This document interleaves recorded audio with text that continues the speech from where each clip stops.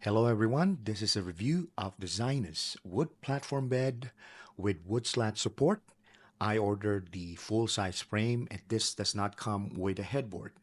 Now the installation part, they included all the screws and an Allen key that you need, but they also include a reversible Allen key.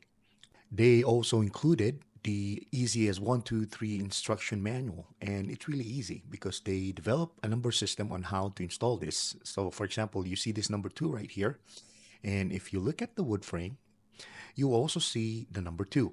Now, all you need to do is just put or face 2 and 2 together. There you go.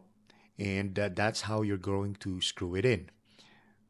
And same thing with the number 1 right here, you will see number 1 and number 1 on the wood frame. You face it together, and then that's how you're going to put it together. Now on this assembly, I use a power tools. I used an Allen key drill bit.